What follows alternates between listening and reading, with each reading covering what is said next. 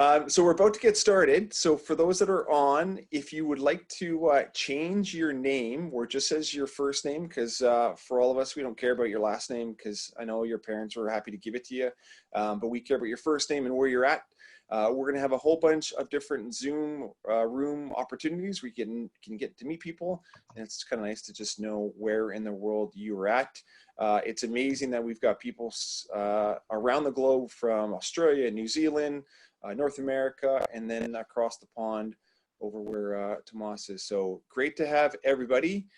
And again, for those just coming on, I'm calling this a little bit as the unofficial St. Patrick's Day, because for those that didn't get a chance to celebrate it like me, I didn't, and I felt it was wrong not to do it. So I'm having fun in my place, and thanks for coming with us. And we have less than 60 seconds, so I'm going to say goodbye for now, and I'm going to turn it over to Monty and Prudence for, I think we're on the 7th Global Passive House Happy Hour. So Monty and Prudence, take it away. Thank you, Sean. Good evening to everybody living where the rivers floated the Atlantic. Good morning to those of you on the Tasman Sea or nearby. And good afternoon to my neighbors here in the land of salmon. I'm Monty Paulson. I lead the Passive House team at RDH Building Science, and I'm grateful to be healthy today.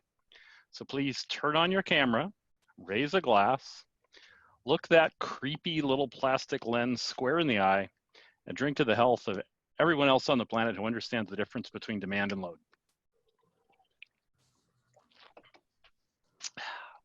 I'd like to thank Passive House Accelerator for hosting this party. We have a great lineup tonight. We have a short video by Vlad Pezel, a tour of the Park Passive House, and a fantastic presentation by a legend in our industry, Tomas O'Leary. Please now allow me to introduce my co-host, Prudence Ferreira. Hey everyone, welcome to the best Passive House happy hour on the planet. I am the Passive House practice lead for Morrison Hirschfield, also in Vancouver, BC, land of the salmon.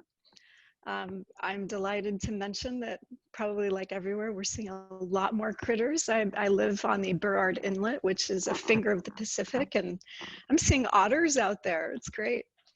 I wanted to bring to everyone's attention that last week, The Guardian did an article on a study done by the University of Bologna in Italy that identified a gene highly specific to COVID-19 in multiple samples of air pollution in Italy. And the detection was confirmed by blind testing in an independent lab. Still needs peer review. Some more will come, but previous studies have shown that air pollution particles do harbor microbes, and that pollution is likely to have carried the viruses causing bird flu, measles, etc., over considerable distances. So this points to yet another fantastic way that Passive House is part of the solution. Our air tightness and controlled filtered ventilation, it's offering superior protection to inhabitants, way more than conventional buildings when it comes to what we're going through right now.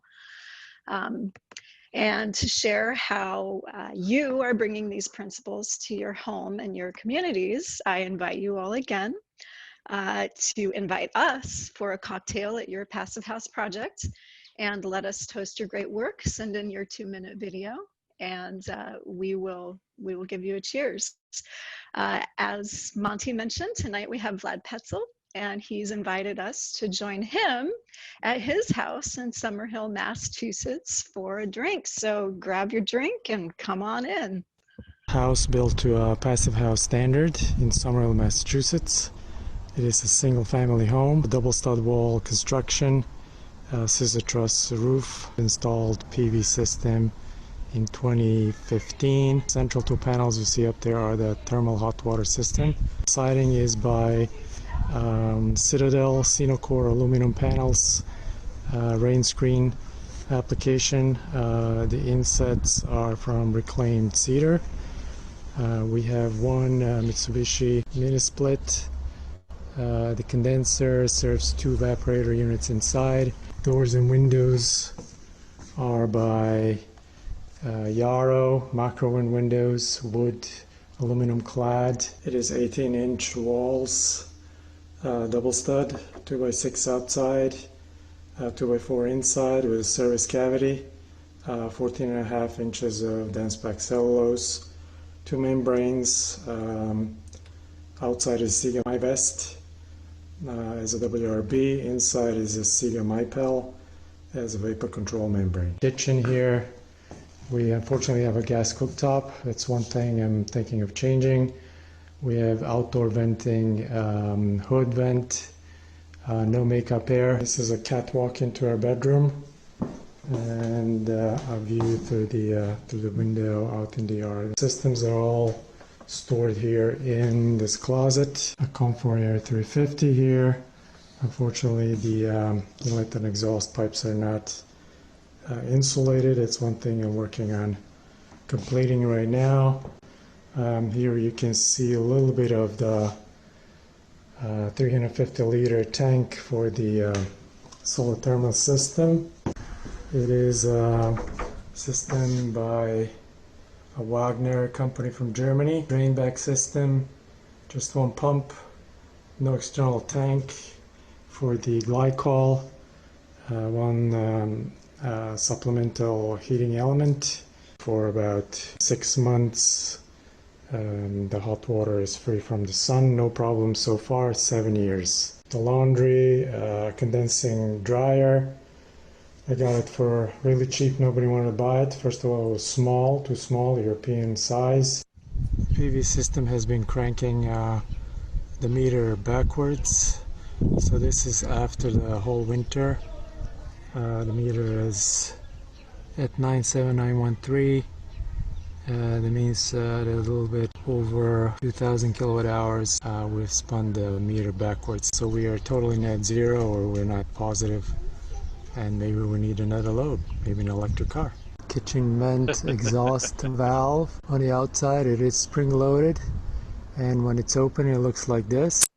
And this is how the vent hood exhaust valve looks like when it's closed, when the hood is off. Sits flush with the siding. It has a seal, came from Germany. Neighbor is the company that produces it. I think I paid 150 euros and I brought it over in my suitcase. It has a certificate that it's airtight, plus minus 60 pascals.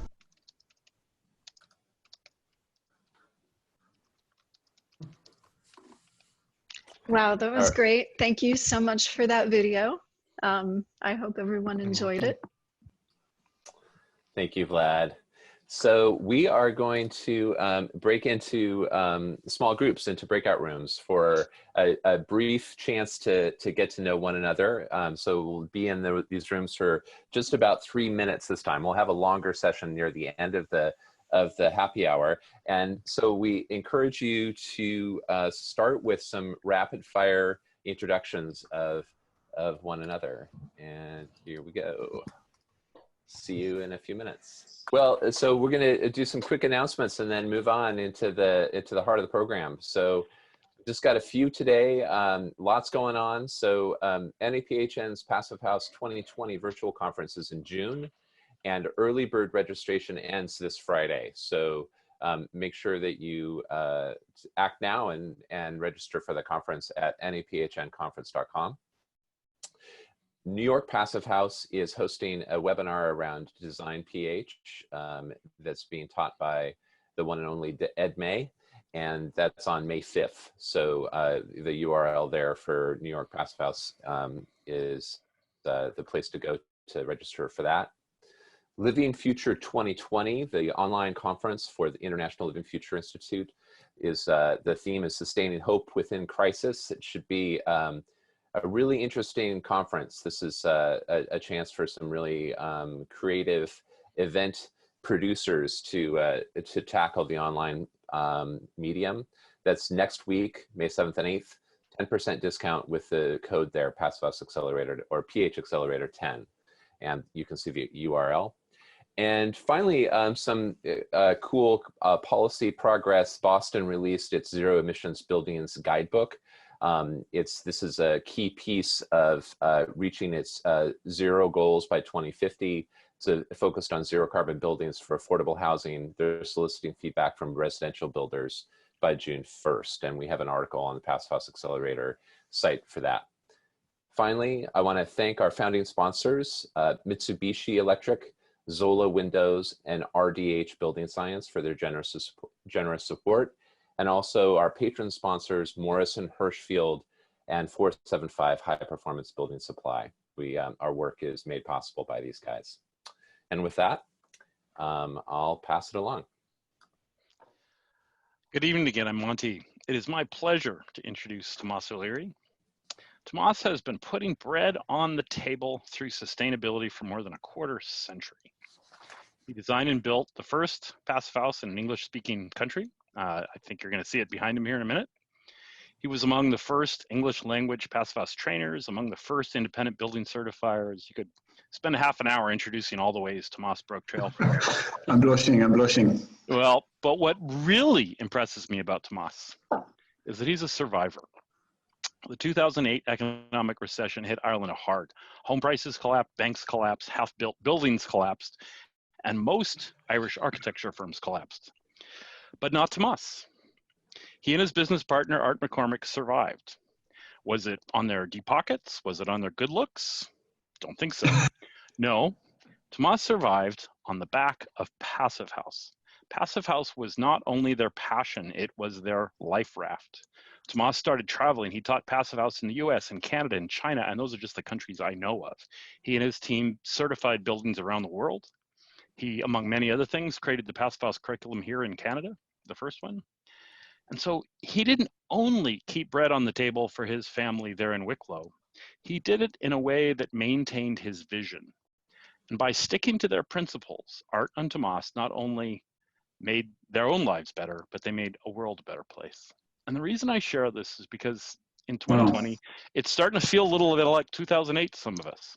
Some of us can smell the wolf at our door. So as you listen to Tomas, remember this: he is living proof that commitment to one's principles is also good business. Take it away. Wow.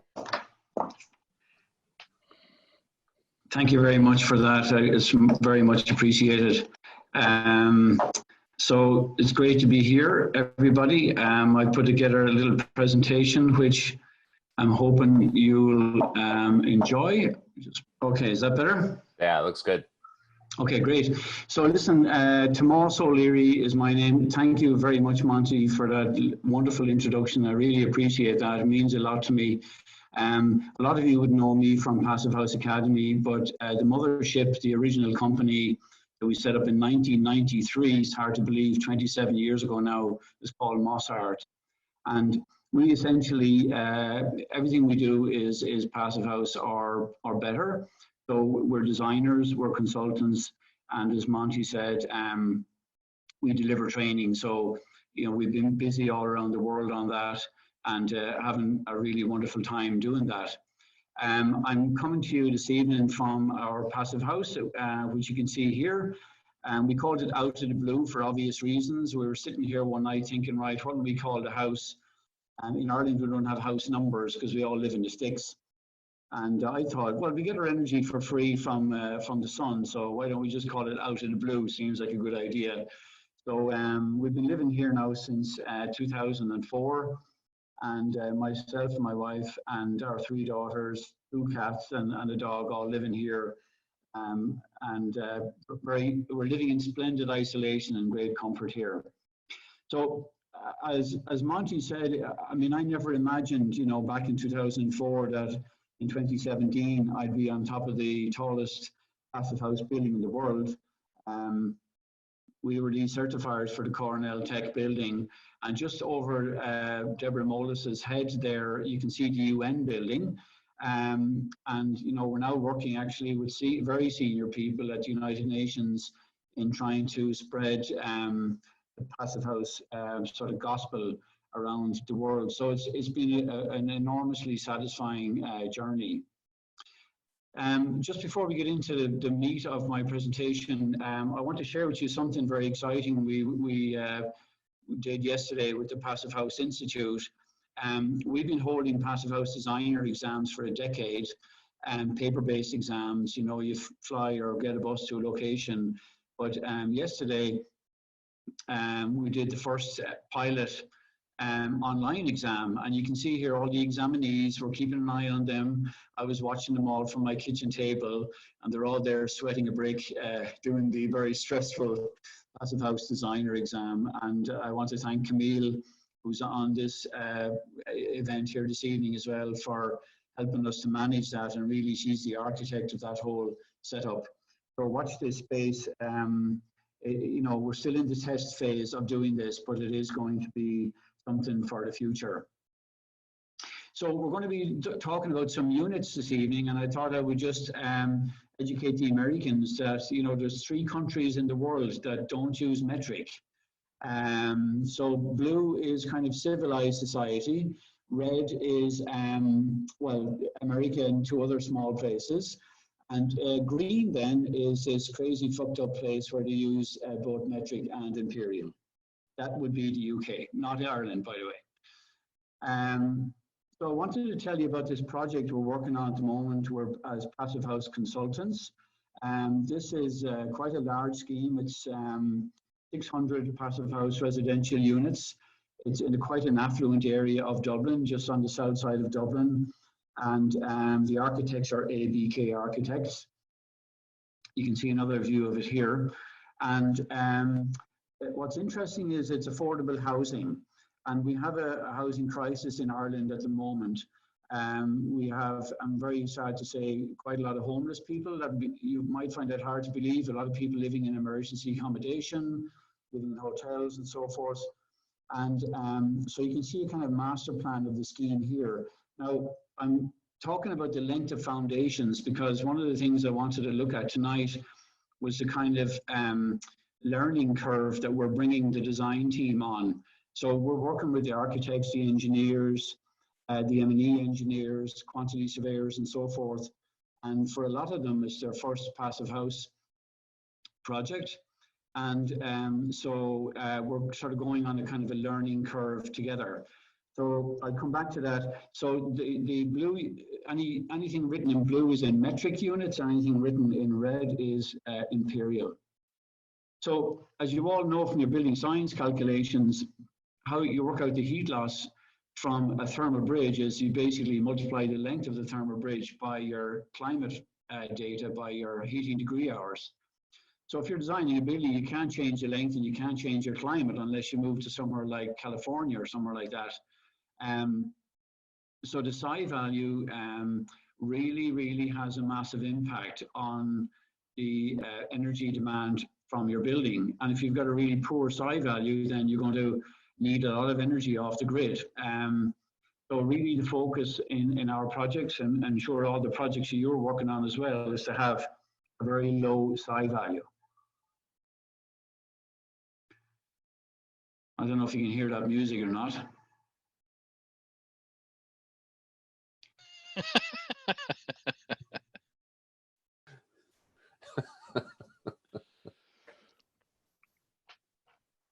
So really our mission here is to join Dr. Feist and all his friends at PHI to try and sort of eliminate the carbon, so to speak. And we can do that by focusing in on some of those nasty thermal bridges.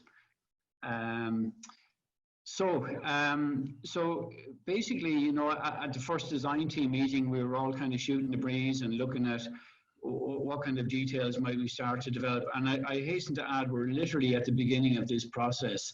So I'm kind of sharing this as it's happening. So the structural engineers are putting down some ideas about, you know, they're obviously interested in structure and they have to create these massive foundations because we're dealing with 7 or 8 stories, which is not super tall, of course, but, you know, it's reasonably, it's mid-rise for Ireland. But obviously we've got some breaks in the insulation and, you know, we have some thermal bridges to look after there. And then the architects, of course, are thinking about things, you know, more from an architectural point of view.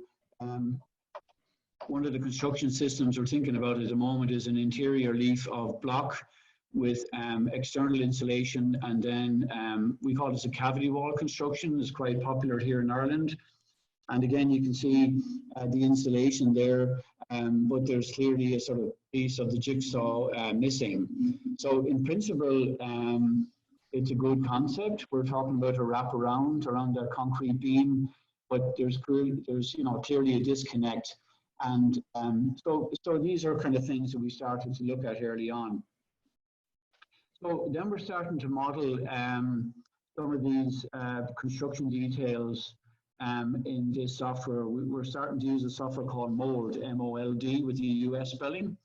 And so we're starting to wrap around. So this is the initial detail, tabled by the architects before we really had any great discussion on it. And we've got a psi value of 0.23 or 0.133 BTUs per hour foot Fahrenheit, depending on what religion you follow. And we're working through various iterations. We're trying different insulation thicknesses, different material conductivities.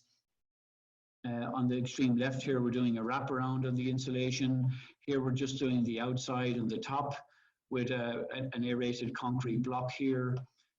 Here, we're using thicker insulation in the wall and also more insulation in the floor. So the point is, I suppose what we're doing is we're providing a pretty quick feedback, kind of iterative design process for the architects to go through all that.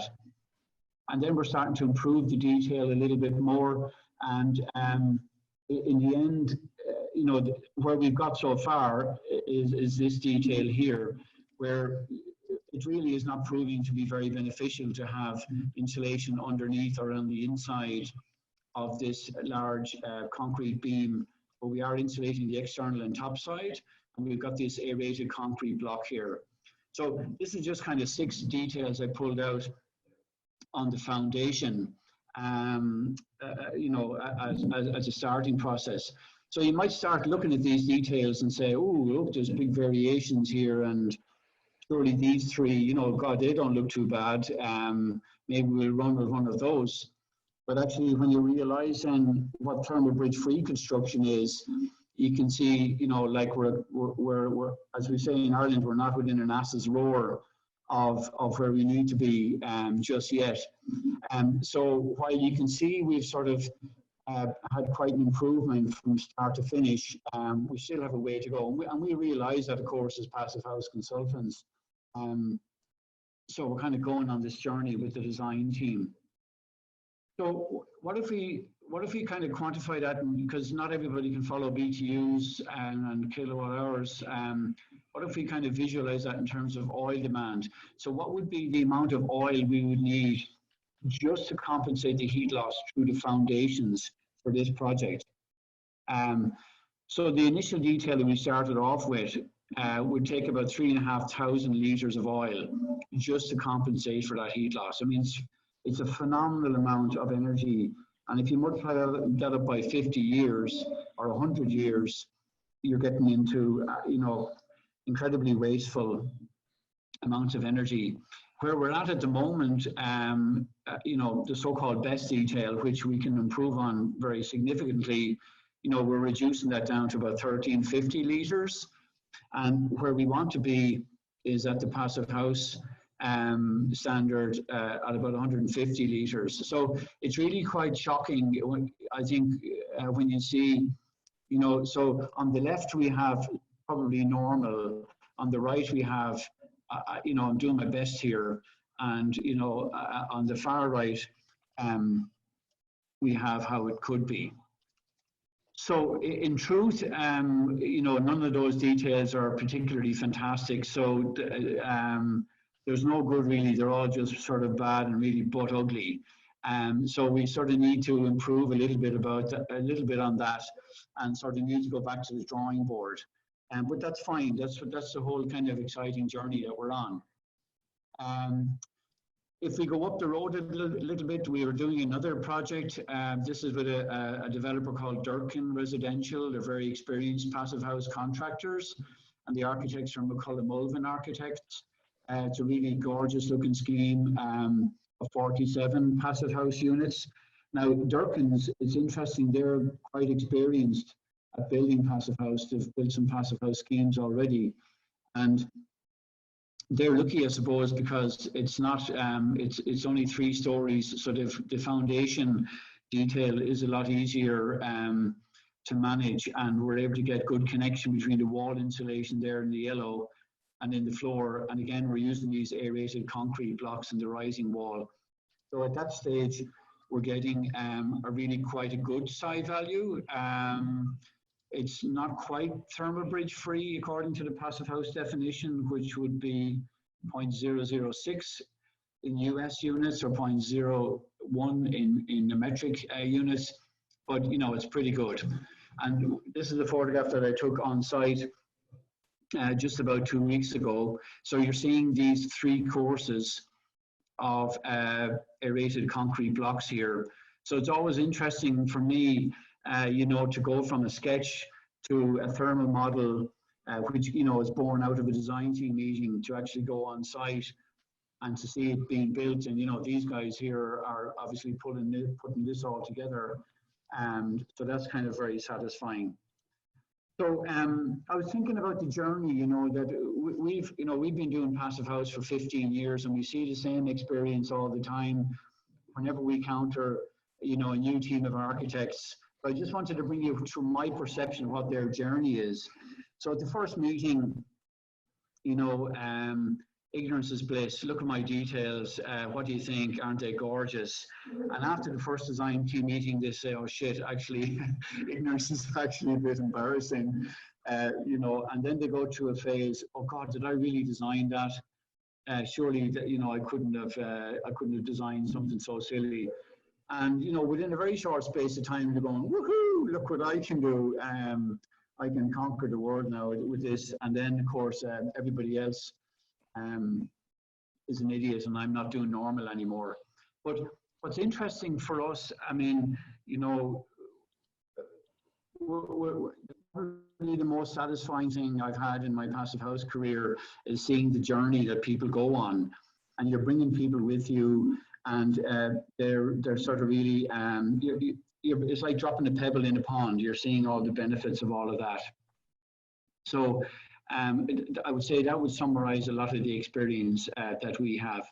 But just to close up, if I may, an unabashed promotion.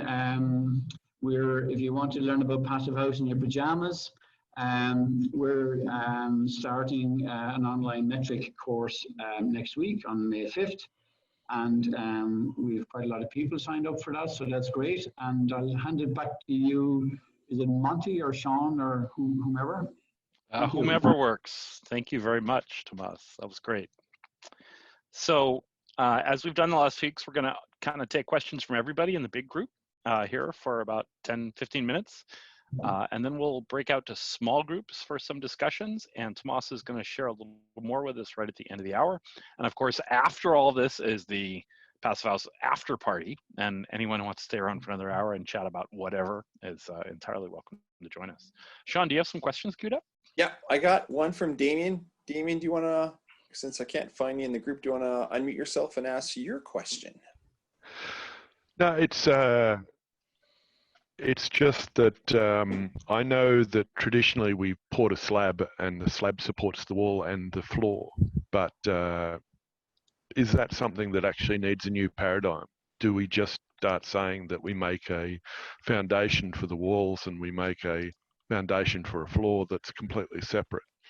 And then our isolation is much easier to implement. Yeah, good question. I mean, it really depends on the ground bearing conditions and the size of building, and you know the kind of structural constraints that you're dealing with. For single family, if the soil situation allows it, you know, it's always best to isolate the floor slab from the ground. You know, we tend to think of the ground as being rather benign. You know, it's 12 degrees, and you know it's not going to generate too much coolness. But I think the floor to wall junction hasn't received enough attention, frankly, and we need to start isolating it. Now, what I found on these larger projects is that it's more difficult the higher you go and the more weight you're carrying. But generally speaking, yeah, we've got to start isolating the floor slab as much as we can.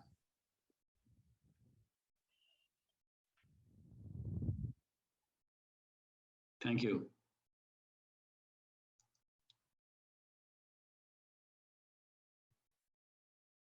I'm not hearing anything now. Yeah, I think it's possible Sean, that we you're left muted. Sean. Yeah, I think he's just muted. Sorry, Oh, guys. okay. I was cursing in the background. I didn't want you to hear it because I had too much going on and maybe too many beers already. Sorry, Andrew, you had a question. Andrew Sadler, do you want to come on board? Yeah, hi. There's two things really. I was going to do a designer course prior to lockdown, which obviously got cancelled. I know there's talk about the Passive House here doing one, but it hasn't been set up as yet. Is the course that you mentioned earlier, is that a designer course, or is that? Yeah, so it's the full certified Passive House designer course. We're going to deliver it in 9 modules. You don't have to wear your pajamas. You can wear a tuxedo if you want. And so it's nine modules from 9 in the morning till 1 p.m. GMT. And then we have online learning material which will prepare you for the exam. And then we expect to be doing another online exam. Hopefully, we have to agree that with Passive House Institute in June. So yes, effectively, it's the Passive House designer course online. Yeah.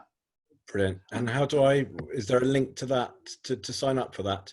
Yeah, I don't know, Sean, if I can share that with people. If they look up www.mosart, that's for Mossart, mosart.ie, you'll find that.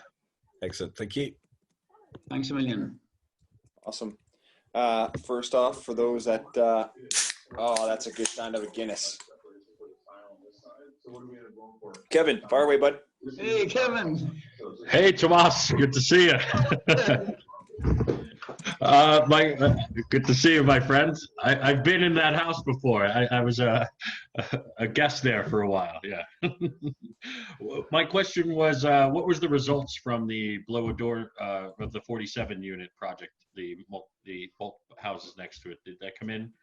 Yeah, I tell you what, they haven't gotten there yet, Kevin, but that contractor did a scheme of 63 houses about 2 years ago, and it was really interesting. We do a lot of contractor coaching, as you know, so we sat with them on the first house, and the very first test they got was a 3, and 2 days later we were down to 1, and a half day later we were down to 0.6. The very second house they did, they got 0.6 straight out of the bat. And then the third house, they were getting 0.4. And honestly, every house after that, if they got worse than 0.3, like they were like going home depressed. And it was a brilliant experience for me. And they were using very simple materials. They were basically had a block leaf on the inside, rock wool on the outside. Plastered both surfaces, used proper tapes obviously on the joints, and the crossover between ground floor and first floor, and membrane on the roof, obviously. But it was a situation, Kevin, where you could see cutthroat commercial developer, who was very focused on costs, was able to deliver Passive House airtightness, honestly, in their sleep after a little bit of coaching and training. So they have, like, we're not up to kind of airtightness level yet on the 47 unit project, but those same developers will absolutely smash it. I'm confident of that.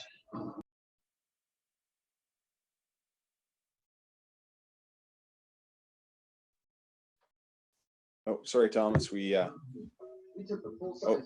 There's somebody that's unmuted, but of course there's so many of you that I can't find it. So someone out there, you're unmuted, and we're gonna find you. Kevin, just because I gotta give you a huge.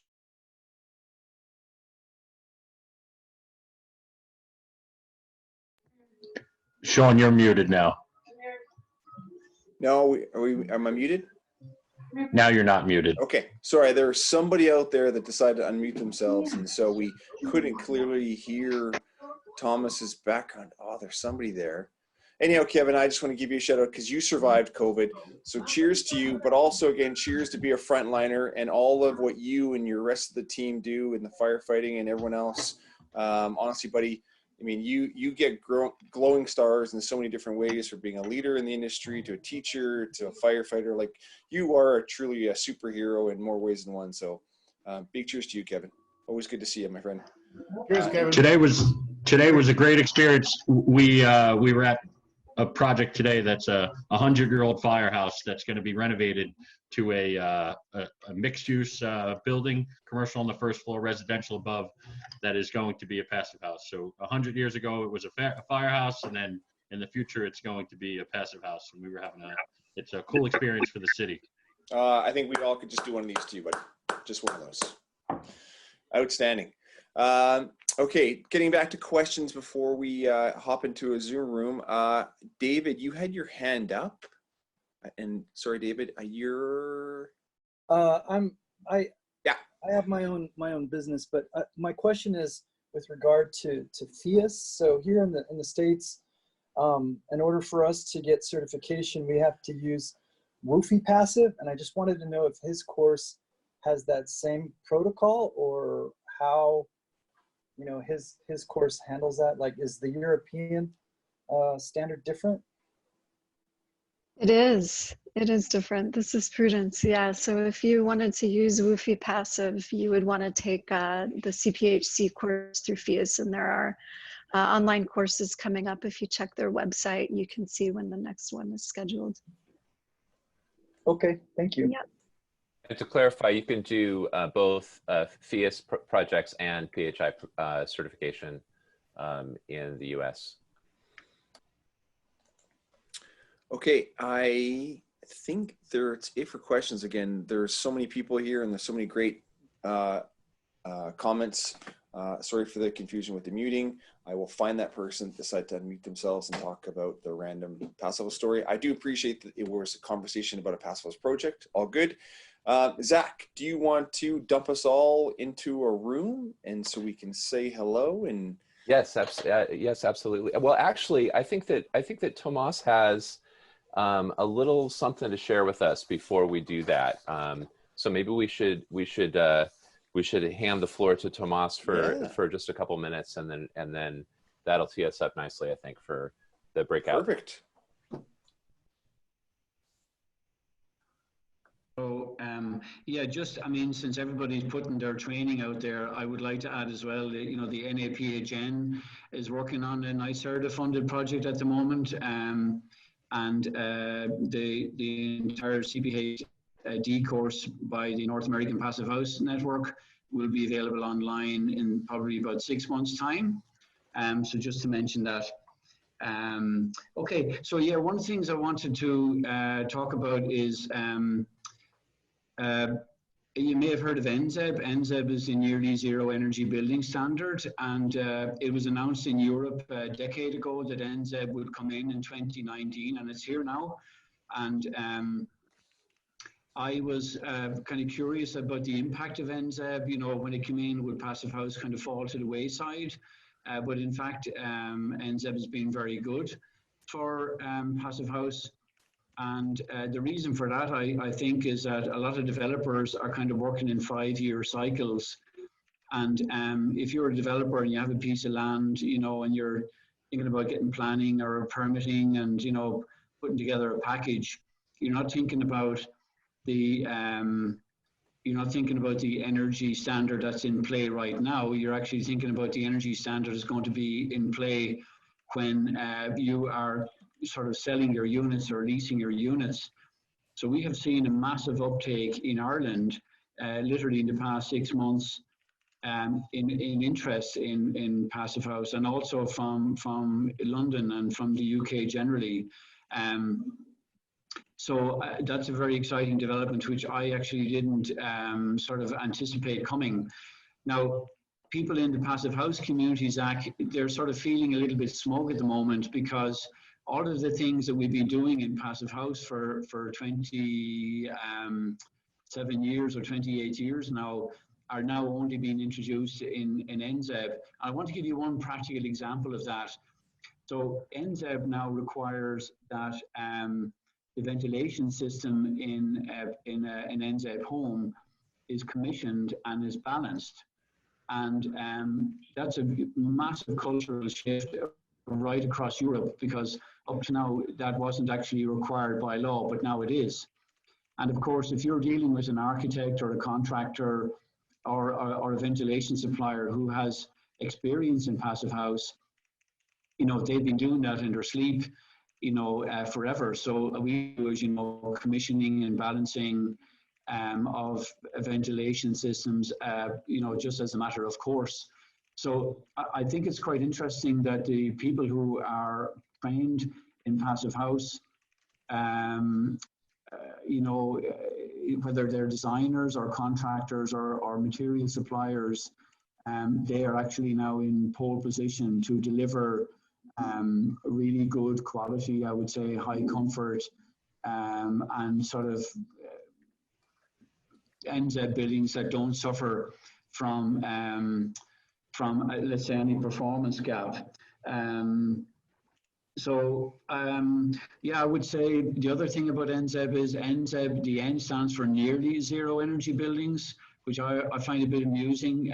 You know, it's not net zero, but the truth is in 5 years' time, probably a new regulation will come in, and maybe the N will go from nearly to net. And, you know, so essentially, I think passive house, if I can take the continent of Europe as one example, passive house is slowly being regarded, I think, as the sort of go-to place in terms of passive house. Really, as I see now, is the end game. And a lot of people are saying, look, NZEB is good, that's great. There are some people who are cynical about it, some people who will just barely qualify. But there are other people who are taking a longer view, and the people who are taking a longer view seem to me to be going passive. So I'd close it off at that, Zach. Yeah, thank you. Thank you. It really sounds like we're starting to see some encouraging tipping points starting to tip. For sure. Yeah, absolutely.